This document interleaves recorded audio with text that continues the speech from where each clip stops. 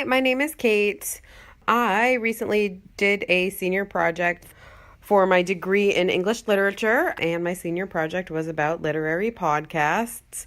So, as part of that project, we have this low tech version of a podcast just to sort of to go along with it. I'm going to talk a little bit about the impetus of my idea for writing about the podcast, the literary podcast that I chose, why I wanted to write about them, a little bit of information about my paper that I wrote, and then just sort of why I was drawn to literary podcasts in the first place, because there are quite a few of them. And the spark for this idea came when I was listening to a podcast called Binge Mode. Maybe you've heard of it. Binge Mode is a podcast about the Harry Potter series. So I was listening to it and going along, and then they sort of analyze each book, break it down into chapters, and their analysis is actually like phenomenal. It's really, really interesting analysis. They go really in depth into the characters, and they draw on the whole series to sort of examine a small chunk of chapters.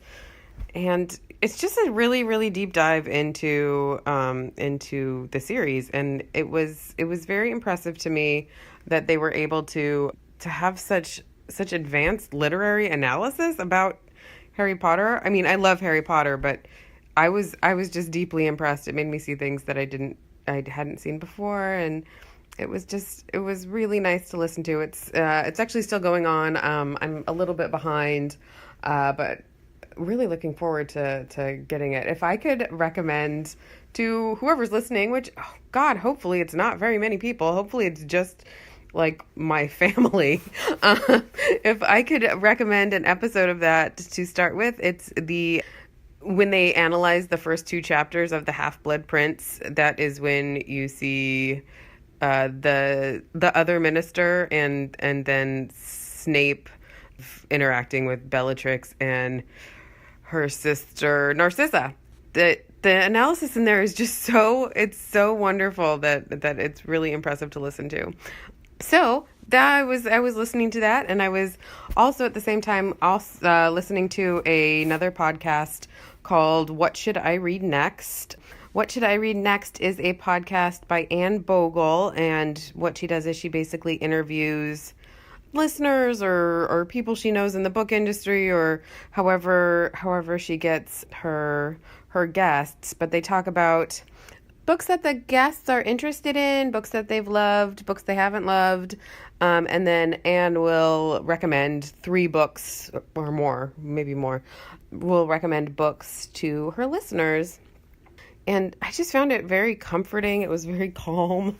I have a long commute to my job, and instead of listening to the news, which just successfully makes me angry, I started listening to podcasts, and those were 2 of the ones I listened to, and they sort of made me think about the conversation about books that was happening in podcasts, because it's an interesting conversation, and I think it's going in interesting ways, and podcasts in general, I think, are talking a lot about diversity and feminism and gender disparity, and I started thinking about literary podcasts, and the 2 podcasts I chose to focus the crux of my research on were Mostly Lit and Reading Women. They're 2 podcasts that have a lot in common, actually. They're both unaffiliated podcasts. A lot of literary podcasts are attached to news organizations like NPR or The New Yorker, entertainment magazines, that kind of thing. These ones are not like that. They are just independent people talking about things they like, books they like. They're conversation based, so it's not just one person talking at you like I am doing right now. It's 2 or 3 people talking about the books they're passionate about. They both have like a mix of modern, contemporary literature, and they dip into classic literature as well.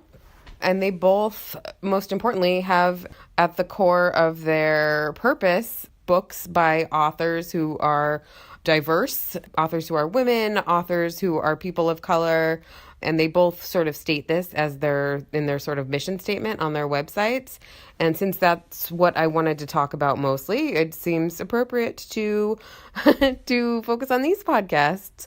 Reading Women their tagline is reclaiming half of the bookshelf, but they also want to talk about literature by people who are not white males. And Mostly Lit is out of the UK, and it's 3 people of color talking about similar things, books that are not by white men. And it seems like that's where my interests lie, so why wouldn't I want to listen to these ones? And part of the interesting thing for me is that they don't necessarily agree. On Mostly Women, the 2 hosts have really divergent tastes. There's some overlap, of course, because some books, people just like, and it transcends genre. I think I found Mostly Lit via like a list online of good literary podcasts. I like to find books that way. I like to find podcasts that way. If people are talking about them on the internet, then they must be doing so for a reason, right? So that's how I found that one. Mostly Lit is the episode I first listened to. They talked about Their Eyes Were Watching God, and the discussion was super fun. They talked a lot about Tea Cake and how controversial of a character he is. And since I wasn't really, I read that last semester for my modernist literature class, and I loved it. I loved it so much. I don't know why I hadn't read it before, but I hadn't, and I read it for that class. And their discussion about Tea Cake was really, it wasn't contentious necessarily, but they definitely approached it from different angles and had some really interesting things to say about it. So if I were going to recommend an episode, it would be that one. That's not the episode I focused on for my research. Mostly Lit and Reading Women both have episodes about Virginia Woolf. Funnily enough, I had also never read Virginia Woolf before my modernist literature class, and I loved that as well. And there's a whole world of authors that I just hadn't read before and felt like I was missing out on. And I hadn't read A Room of One's Own before starting my research on this podcast paper. But they both podcasts have basically an entire episode devoted to a room of one's own, and they come at it from different ways, and it's just compelling for me to listen to people talk about books. I like talking about books, so why wouldn't I like listening to people talk about books? In a more standard English literature research paper, what I would generally do is analyze a text, quote the text, pull in resources to substantiate my argument or to contradict my argument, and then argue why they were wrong.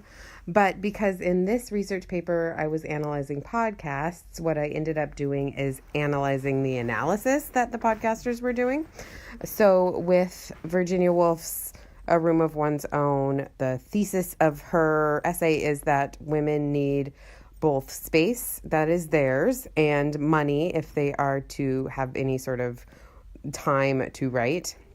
So the podcasters who analyzed this, I looked at a lot of what they had said about it and what I responded to in what they were saying about it, and then quoted it and analyzed that.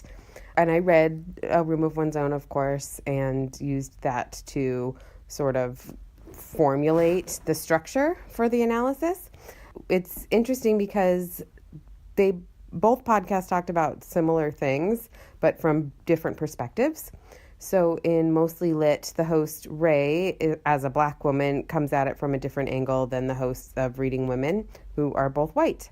So Ray talked a lot about Black women writers like Zora Neale Hurston and people who came before her, and how weird and scary it would have been to write having no women to look back to who had written before them. I thought that was an interesting perspective and one that made me see the text in a completely different way.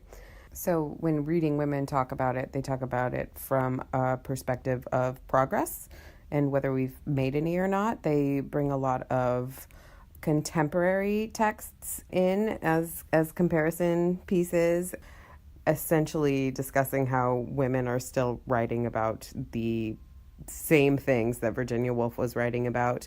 And they also, from on historical perspective, they talk about something that Virginia Woolf says about women who before her time may have had the inclination or the talent to write, but were never given the opportunity for an education. So their talents were never cultivated, and all of that is now lost forever. It's gone. We can never get it back. There are entire centuries of women writers and writers of color, for that matter, who we will just never ever experience because they never had the room. So it was interesting to see both perspectives, and I think they're both valuable. There's a lot of overlap in them, but like I said, subtle differences. And I think there's a lot of value in both of the discussions, and I think that there's value in those more casual conversations about literature as well as academic conversations about literature. And I think that was kind of the core of my paper, the highbrow versus lowbrow.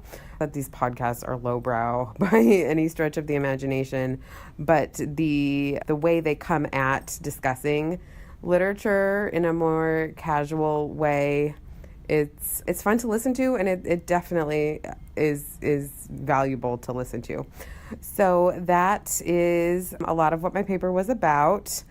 I appreciate that you've taken the time to listen to this, even if you're my mom. So yeah, I hope you have a good day. Since a lot of the podcasts I listened to for this paper were conversational, I thought it would be fun to have a conversation about books. This is my sister Suzanne. Hello. And I have some questions I'm going to ask you, and then we'll see what happens, and if it's terrible, it doesn't matter. Okay. So, what was your favorite book that might be considered classic literature? The Count of Monte Cristo. And why? Or Harry Potter. Or Harry Potter. Classic, right? It's a lot of people have read it. It's a good, it's a good bet that if you're talking to somebody about books, they've read Harry Potter. So why is it The Count of Monte Cristo? Oh, because it's adventure-y. It's got everything in it. It has romance. It has, villains, such terrible villains. It has the main character is almost a villain in a way, but with redeeming qualities. Is that the book where there's a guy who looks exactly like him? No, that is also Alexander Dumas, but that is The Man in the Iron Mask. There's not enough. Oh, there's also Three Musketeers. No, not Alexander Dumas, but Dickens. There's also A Tale of Two Cities. Two Cities, which I love. And I know you hate Dickens, but I don't hate Dickens. Yes, I don't hate Dickens. Say, whenever we talk about Dickens, you always say he was paid by the word. He was paid by the word. He was very wordy. But his words have meaning, and it's really beautiful. And I don't hate Dickens. I really don't. 10 years ago, I reread A Tale of Two Cities and just loved it. That is a good book. I do remember a lot about that book. I remember the tapestry that she weaves. Yeah, with the names of the people to put people through who the guillotine and I remember that. So anything else you want to say about anything? The Count of Monte Cristo. I could talk forever about the Count of Monte Cristo. What's the main character's name? I can't remember. Edmund. His name is Edmund. I think I've only read the abridged version, which I know is just a shame because I don't think you even get Luigi Vampa. Who's Luigi Vampa? He's a bandit. I do remember, what I remember most about the Count of Monte Cristo is his time in prison, and doesn't he have like a friend? Yes, Farrah. It's been a while since I read it, but Abby, and they're planning to escape together. And do they write? He died. Do they communicate through a wall? Yes. Yeah, he dies, and then But through this time in prison, when they're planning this escape, he tells them about this fortune on the Isle of Mount Monte Cristo, and he teaches him And does he eventually? Edmond Dantes. Is it Dantes or Dante? I don't know. There's an S at the end. It might be French because it's Alexandre Dumas, not Dumas, right? Dumbass. So let's see. What's your favorite genre of literature? Adventure or mystery? Mystery? I like a little fantasy too. Yeah. I think I like fantasy less than you. Probably. But I do like some fantasy books. I like fantasy where it's more based in reality with like a slight edge. Like a bent of something that is not found in reality. Like Bear and the Nightingale. That was a where good it's book. so much in reality, and yet this one character is... Yeah, because she sees the house spirits. Yeah, I like the house spirits in that. I like them because they're like little, they're kind of like little trolls that only she can see and who communicate with her. Have you read the second book in that series? I'm halfway through. It's good. You should read it. I have to wait for the library to have it be available again. Right. What mysteries do you like? Murder mysteries. Yeah, well, yeah. I started reading, but again, didn't finish because I have to wait for the library for it to become available again. But it's a little bit ridiculous, and I love it. But it's Joe Biden and Barack Obama. Oh. Yeah, you read me. Hope Never Dies. You read me parts of that, and it was kind of magical. First chapter. It was good loud. stuff. It was like full of. Because it was film noir-y. Yeah. I like mysteries too. I think that's the kind of novel I read the most is like detective fiction, or books where there's somebody dies and like. It's so fun though because you have to figure out who did it and use the clues, and it like. It's really fun. I can almost never figure it out. I can sometimes. You're a much more critical reader than I am, which is crazy because I'm a slower reader. You're a slower reader. I'm a very fast reader, but while I'm in a book, I'm very in it, but it doesn't like leave much of a mark. Oh, and I'm a very slow reader where I make sure I understand everything, and I'll reread things that don't make sense, but I'll make sure like I completely understand it and pause and think about it, but I retain it a little more. I think that's true. A lot of times when I read, I'm just trying to, I like I said, I understand it as I'm reading it, and I just want to get to the big reveal part. So that's what I do. Speaking of Harry Potter, I really liked, not that it's Harry Potter, but The Cuckoo's Calling. I did too. Well, I have not finished it, but I really like the characters in it. I like Cormoran Strike. I think he's a well-drawn character, and I like his assistant. I like his assistant a lot. Yeah, and their relationship is fun to read. I really love like a curmudgeonly dude character. Yeah, but with like a heart. Yeah, in there not like definitely with a heart and with like a strong moral compass, which I think he has. Yeah. Well, so we can't talk about it because you haven't finished it. No, but I did not guess who it was. I often don't. And I wish you had finished it so we could discuss it because I have a problem with it. Oh, well, that kind of makes me want to finish it, so maybe I'll finish it. But I haven't finished The Silkworm either. And there's a fourth one now. Ooh. Yeah. There's also like a BBC miniseries, I think. Ooh, we should watch that.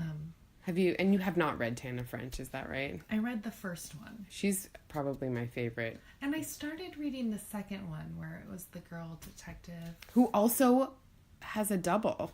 Yes. That's she goes to investigate fun her literary death device or something by pretending to be her. Yes, and so she goes to live with, like, it's a girl in college, so she goes undercover as her and lives with her roommates in this, like, old ramshackle house that is owned by one of the roommates. Don't talk more because I haven't finished So you read that, and I'll read the Cormoran Strike book, and then we'll... Can you also read The Count of Monte Cristo? One day, I promise I will. I know it's like 1,000 pages, but it's a really fast read. I've heard that. It's all action. It's really easy to read. It's great. It's so much fun. Well, that's good. And I think that we will stop here. Thank you for participating. And thanks for listening. Again, Mom, if it's you, hi. Hi, Mom. And we will see you later. Bye.